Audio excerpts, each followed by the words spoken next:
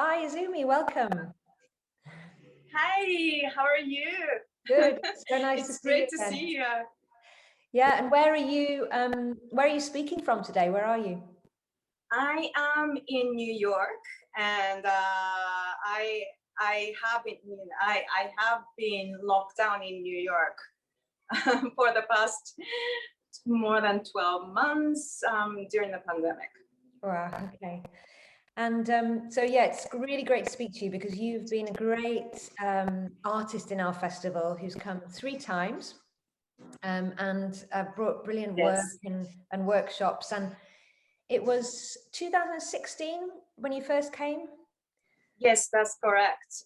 So I was invited to do intensive workshop in 2016. Yes, and it was very intense. I can vouch for that. That was a fun session. It was wonderful session. Yeah, really, really great. And then, and actually, I was just remembering we met in New York, which was really nice through a mutual friend, student Adam, who'd worked with me, and he was a student with you. And I really like that when you sort of meet people, you form this relationship, and then, you know, at Physical Fest, we like to bring people back, and our audience gets to know them, and people get to know them. So then you came back maybe a year later with an extract of your show that you were trying out. Right. Mm-hmm. Yeah. And what was the title of it? Because I always forget. It's quite long. Yeah, it's a long title, right? I cried because I had no shoes until ... Yeah. Mm-hmm. Yeah, and that was really interesting. So then it was maybe 2 years later. It was our last festival, actually. We decided to have female international residency artist for the first time, which was really exciting. So that was you came to Liverpool and spent some time here rehearsing and making this show, which was put on, which was really stunning, really beautiful, and people really loved it. So yeah, thank you. Thank you. That was a wonderful process and an opportunity. That was really precious. Yeah, it was beautiful, and we still have a lot of shoes here from the show. That's right. I was supposed to pick up and do the tour, but then, you know, all of a sudden the pandemic came, and then yes. So. The world's gone crazy. Yeah. I kind of like it though. It's like a little reminder. It's like, oh, there's Izumi's shoes in our office. These are mainly my mother's shoes. So it's really interesting, right? And the personal connection, and then the memories and the story, and where the object end up. Yeah. Being with somebody else, and yeah. It's crazy, isn't it? And so yeah, like I said, we're doing these talks with people that we've loved who've been a part of Physical Fest, and talking to artists about their creative process. So what that means to you, how you go from an idea, how you start to make work, how that happens, really. Right. Well, my creative process it's different, varies from project to project, and depending on the nature and the needs of each project, the process of genesis and incubation changes drastically. And the process of the process is rather organic, I would say. And for some project, I have a script and design plans before the rehearsal. But in other cases, I don't have scripts or any story plan before the rehearsal.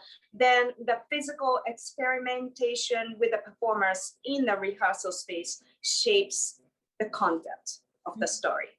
So it's depending on the situation and the people, and it's really different. And I think organic process of the process is organic, I think. Yeah. And is that different? Because I know you make obviously your own work, you have your company, and then you make a lot of work, like either you're invited to go make work as a director for other people. And so when it's your own work and you're thinking, you know, about what you're going to make, what the idea is, how does that happen? How does that come to you? Is it the idea first, or is it, I want to make a piece? Well, some commission projects have certain, you know, expectations and needs that determine the direction and creative ideas. But other than that, I usually trace back to my own memories and the culture of my origin, Japan. And at the same time, the current social issues and condition always triggers the idea of my works. And I consider that the entire past experience and the emotion from the idea, form the idea. And for instance, you know, let me give you an example.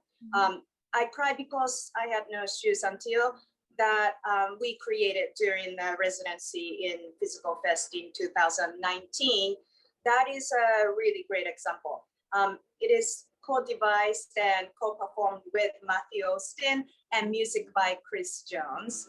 And the performance was a duo show and with a live musician on stage. It was an unconventional puppet performance inspired by the Japanese traditional bunraku puppet theater's invisible puppeteer called Kurogo.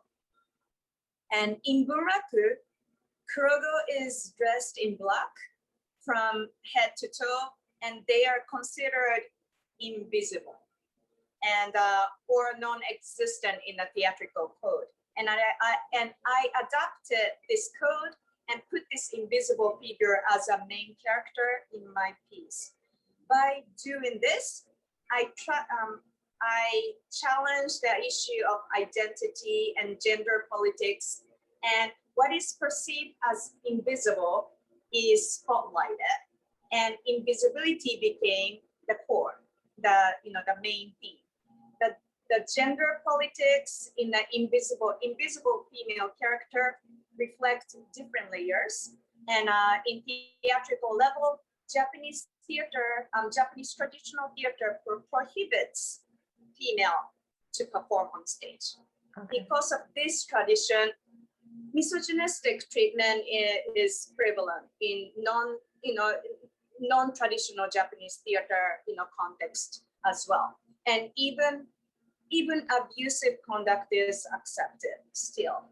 And in this context, the act of me playing an invisible female character is a coded resistance. And at the same time, it also mirrors historically silenced women in social level. And at the same time, the intentional casting of British male actor, Matthew, juxtaposed with shoes without owners evokes the wound of social invisibility and colonization. Yeah. And playing invisible has another layer as an immigrant theater practitioner in the US. The meaning of invisible also metaphorically tells the silenced voice of migrants in the US. So I cried because I had no shoes until the Japanese traditional code is re-examined and reinterpreted to give a new meaning. And it serves as a tool to subvert the power structure and shed light on historically silenced side of the story. So this is a great one example that I utilize my personal memory and cultural background and the code, and then combine with the social, the current social movement and the condition, and then establish one new thesis through the performance. Yeah, I know, it's very clear, and it's really interesting actually to hear, after seeing it, a while ago. It's strong in my mind, but to hear that, and it's really interesting, the cultural mix. It just makes me think, I mean, you haven't performed this in Japan yet, have you? No, that is, that is a good question, I think. Yes, I would actually, I would love to perform this piece, but probably I am going to recontextualize a little bit, and also I need to develop further, probably, for for the different cultural context. But I would love to perform this performance, especially the representation of invisible character in a Japanese context as well. Yeah, it'd be really interesting because it would be so different, wouldn't it? Because it's obviously completely different culturally. So we read it in one way. Right. Yeah. It's read in different ways, but it's, it's really interesting and beautiful for us to see those elements of traditional performance as well, that I've just seen on video in your other work as well, like with you use puppetry, don't you, as well? You've played with puppetry quite a lot. Yes, and well, puppetry, but I think I also subvert the concept of puppetry a little bit. So it's sometimes it's not human form, or sometimes it's just part of the body, or the part of the body and the human part of the body becomes one, and then so there is a question of what is puppetry, and also I cried because I had no shoes until there is no puppet actually. No. Right, and it's just the invisible woman and multiple shoes, and juxtaposed with the male, British male character, so that the relationship of that is a puppetry. Yeah. Which is kind of, it's challenging the entire concept of puppetry as well. Yeah. Yeah, interesting. And and in terms of that, being Japanese and being an artist in a different country, you've been away from Japan, I guess, for a long time now, have you? Yes, for 21 years. Okay, so so you really have both cultures. Yeah, I think so too. And but I think a lot of people probably say, especially the expatriate artists say the same thing. But I really agree the idea that once I step outside of my own country, that was the first time I started to really see Japan. So I think it's the same thing as a performer on the stage. You always observe ourselves from outside, and also you perform as a first person's perspective as well. So this balancing between first person's point of view and then the third person's point of view, as an expatriate, is quite interesting in experience, I think. Yeah, and I know we've spoke a bit about this before, but it's in terms of contemporary theatre and physical theatre in Japan, it doesn't exist too much. Is that right? That's correct. That's correct. These days, I would say that there's a strong side of traditional theater, and still really strong and disciplined and supported by government. But at the same time, there is a complete opposite. The theater which is commercialized, really commercial performance, and these are purely commercial based. And physical theater, they have ballet dance and the hip hop dance and dance culture as well, but not necessarily the movement theater or physical theater, because it's framed as artistic and doesn't necessarily connect to money in the commercial base. So that's why I think marketing wise, it's not a good sell for the industry. Yeah, I mean, that's everywhere really, but but yeah, we, you know, I guess there's so much more of it in Europe, isn't there? So much more of and you're, you know, where do you kind of like, I mean, you've said where, I guess in a way where you found your inspirations from, but when you're, you know, when you're in a room and you're working physically, and quite often, I mean, the last show you were in the show as well as kind of being the auteur director as well. Right. And where do you take inspiration from to work and to find the movement and to, apart from traditional, obviously the... Right. So again, the genesis and incubation process varies from project to project, but, you know, for the project of I Cry Because I Had No Shoes, until the genesis was very organic and intuitive. And I have been experimenting the movement etude that first, you know, first let the actors enact entire segment with their own bodies. Then, you know, I experimented. Then I asked them to repeat the same action, same thing, only with their shoes. And so that was an etude that I was developing. And when I taught and directed the MA performance students at RADA in 2015, I did this same experimental etude. And one of the students in the class was Matthew. And so then later, we decided to develop a show based on this, you know, based on this short exercise that I led in the class at RADA. And that was the genesis of the production of I Cry Because I Had No Shoes Until. And Physical Fest gave us an opportunity to present a short workshop version of it in 2017.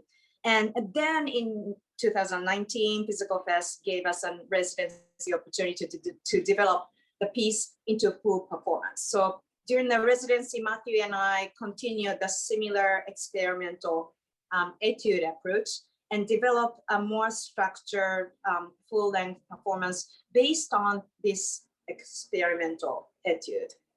So that the genesis was, so, you know, the organic, I said organic because of this, you know, it was just a short, very intuitive exercise into, you know, it became a performance. Yeah. So I was not planning, but, you know, it happened. It's more like it was probably there, but, you know, finding something out of it was more important, probably. Yeah, that's interesting, isn't it? That there's ideas in you that are there that but then it's just a moment you see something or you do a workshop and you go, now I know that's where I want to go, you know, that's what right. Yeah. And so in terms of like what you're thinking of next, obviously we've had this year of craziness, and how do you think your work or your processes might change, or have they changed going forward? Or yeah, well, the pandemic definitely gave us a everlasting, you know, trauma. But at the same time, I think, you know, the pandemic created us an opportunity to reevaluate everything. Yeah. And it was the period of reckoning and figuring out the existential question as a performance creator. You know, the question of what is the most important. And I think each person has a different answer. And for me, it started to become more important to go away from commodification and virtual technology. And so creating everything by hands on my own with limited resource was the project that I have been working on for the past months during the pandemic. And I'm intentionally incubating very personalized handmade puppetry performance. And in a way, this creative process is, you know, reenacting and rewriting the childhood memories and practice, and combining that with a social movement. Wow. Can't wait to see it. It'll be a live performance at some point, is that? Yes, I am hoping to, but because of this restriction, I am still incubating in a small pod. And it's the idea. It's kind of like that child in a small playroom, and imagination is everywhere, and you're using very limited resources, but creating, you have this endless imagination. So the connecting these two becomes kind of like the child again practice. Yeah, that's really interesting, because I was feeling the same, and we were talking before about teaching online, and I felt like I had this craving to go back to a really simple form of theatre, just because I suppose we were in these spaces, like, what can you do with this piece of paper, or what can you do with the transformation of simple things? And I suppose, I mean, for me, that relates a little bit to maybe commodification, or the fact that everything has to be bigger, better, more lights, more sets, more shiny, and it's like, what's the heart of things? What's the simplicity, Right. And simplicity and imagination, like limitless, imagination. Yeah, there's something really beautiful about that, isn't it? Going back to that place that is really genuinely about that, I suppose. Right. But I guess you are talking about childhood memories in your new work as well, is that right? Yeah, yes. And and also it's not just pure memory, but I think it's other everybody's memory as well, the collective memory through my personal life as well. And then that connects back to the current social condition. So again, the small room expand into the bigger world, and coming back again. So this conversation between personal and the public is there as well. Yeah, so yeah, it's similar. So in that way, there's the same structures to your work, isn't there? Right. Yeah. So you have made quite a lot of solo work, haven't you, as well? Is that right? Not solo, duo works and the group works. Oh, okay. So actually solo work, I haven't done solo. No, so that's also an interesting idea. Yeah. Yeah, and especially I am thinking to develop this invisible female character, further, deeper, and imagine that, what if I do this character solo? Then it creates completely different environment and the context. So that's something also I'm also thinking about, that nobody's there, but supposedly invisible person's there. Is what does it mean, right? And is it actually better to do it outside of the theater box context? That's something also I'm thinking about as well. Yeah, and where could you imagine? What's your sort of reasoning behind that? I was thinking to actually so I'm planning to bring her out of the theater context and into more pedestrian spaces, and making it a hybrid between performance art and visual art. So in the theater context, there is a tradition, and also coded language, the theater code, and kurogo, the Japanese invisible kurogo, is still in a theater context, right?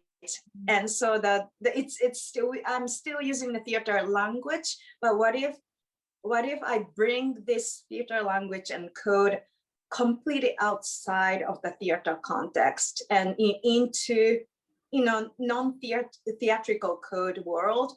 Then what does it mean, and also what impact does it give? That's something that I would like to experiment. Yeah, I think that'd be really interesting, because it is it's completely different, isn't it, how things are viewed?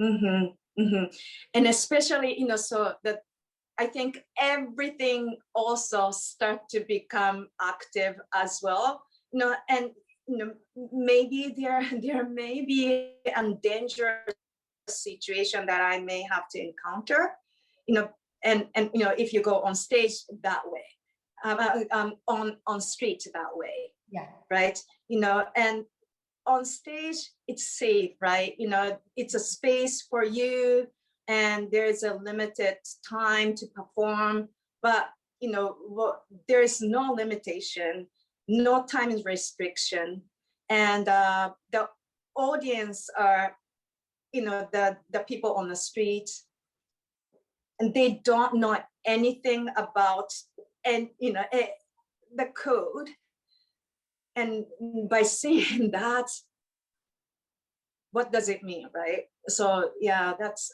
something that, yeah, I think I need to plan it carefully and strategically, when and if I do it. I think I will do it, but yeah, I hear how it goes. How's the situation in the US at the moment with the arts? How do you feel about?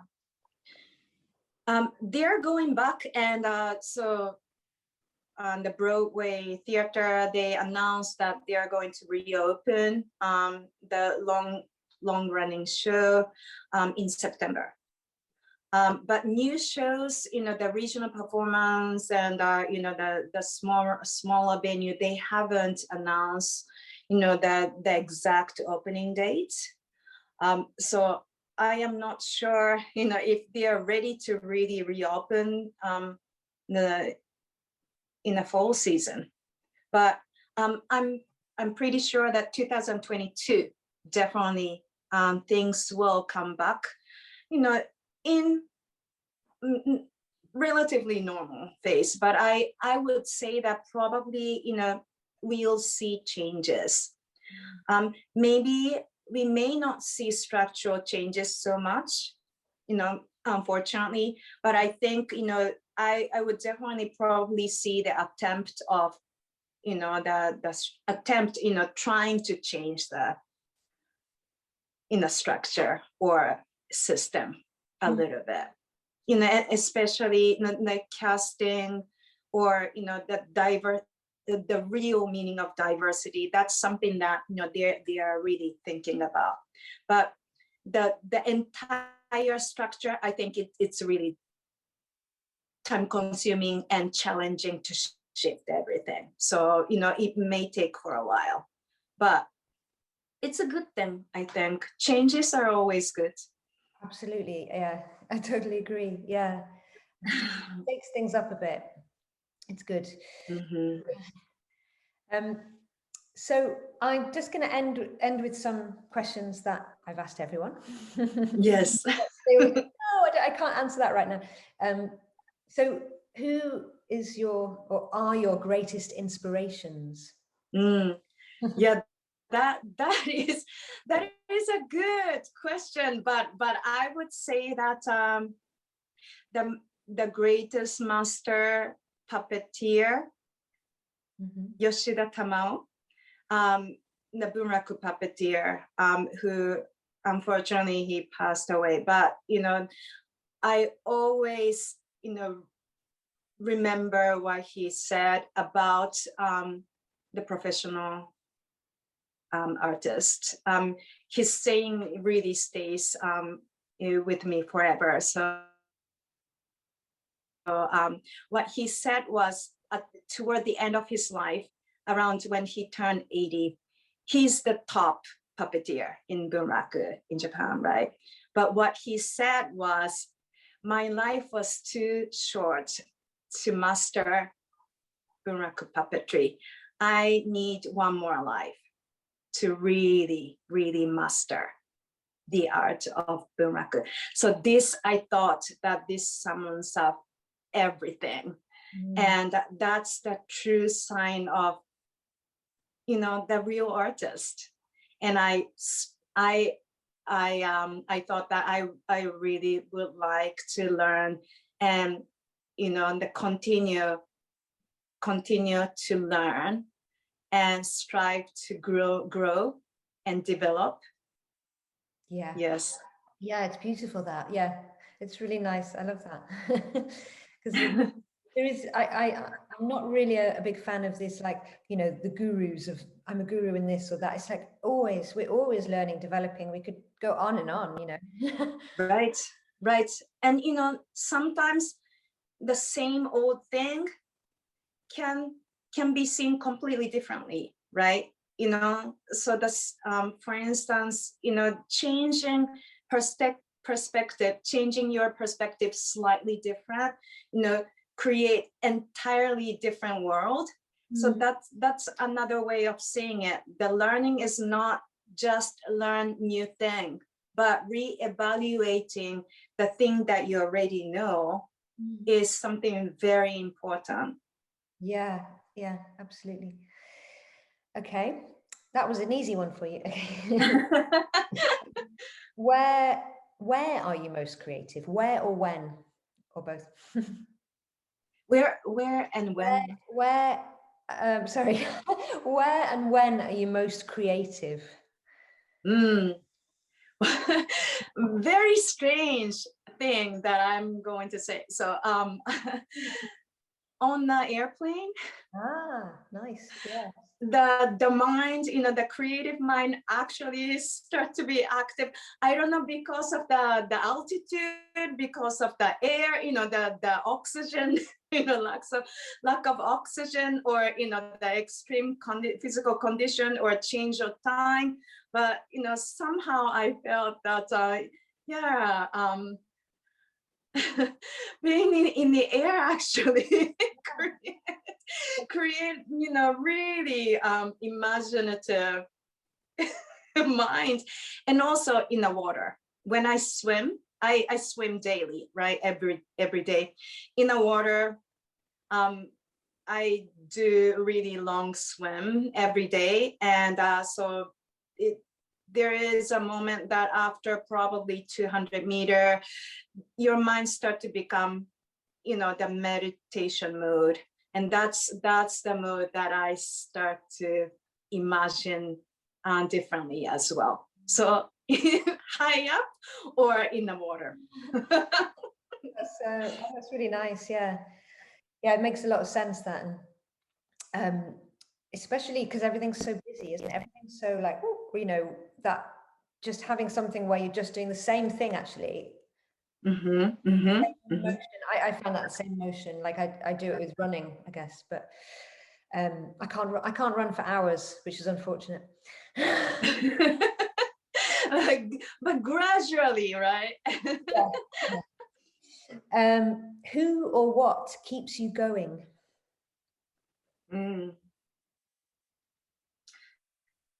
Yeah, I would like to say audience, but who's the audience is a question, right? And recently, I think that, you know, the shiny eyes of smiley children in the auditorium may be the reason. Yeah. So meaning that next generation, perhaps, and for the future. Nice. And lastly, so have you got a favorite memory of performing, like a particular stage or something where Performing my, my own performance or somebody else? Your own, yeah. Or something you've made or been in, or. I think every performance, every moment is, that moment is precious. So it's not necessarily singular like event, but I think, that each journey, the process itself is more important than the, the product as a result. So in a way that, the journey itself, I would say. I don't know if I answer the question, but, Okay. so meaning that, every moment. Yeah, nice. I hope that we can bring you back to Liverpool one day. Yeah, well, yes, I would love to, that was a really precious time in 2019. And I really would like to, yes, reconnect and create more performance together. Yeah, that would be lovely. And yeah, have best of luck with your next coming out of lockdown and everything else that you're doing. Thank you, and good luck with your rehearsal and performance. And I look forward to seeing you in person post-pandemic. Definitely. Thank you. Thank you.